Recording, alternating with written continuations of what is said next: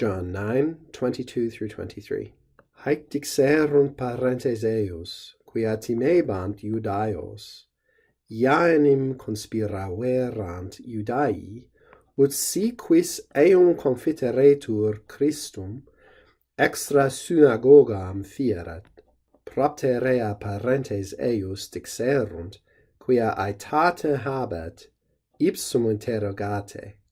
His parents said these things because they were fearing the Jews, for the Jews had already plotted together that if anyone was confessing him to be the Christ, he would be put out of the synagogue.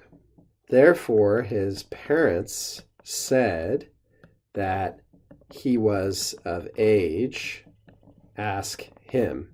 As we continue on with this long, drawn-out interview between the blind man, the leaders among the Pharisees, and the blind man's parents, all trying to understand and come to grips, or to avoid coming to grips, as the case may be, with what Jesus has done in healing him and restoring his sight, we get this long pair of verses here. There's probably one part in particular that might potentially cause you to scratch your head, so that's where we're going to spend most of our time, and that's that bit right here.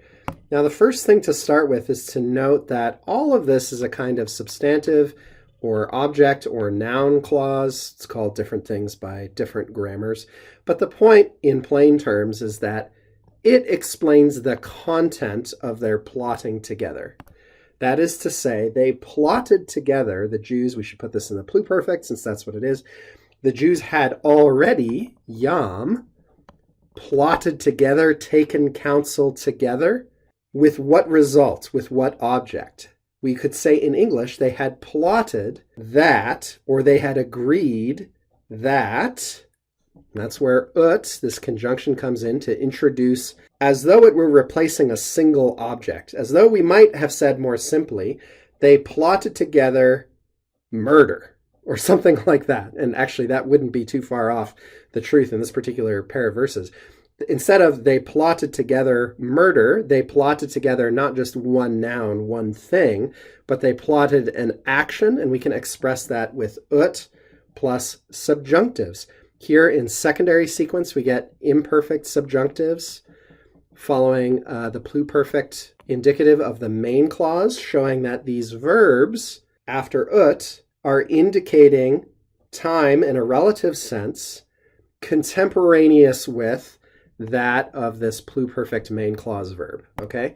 So they took counsel together, they decided together that what should happen. Then we can go right to fierat and say, anyone who's going to do this thing that we're going to talk about was going to become extra synagogam, who's going to be put out of the synagogue, that is excommunicated, if a certain condition was met. And that's where we've got to look at this nested protasis here, okay?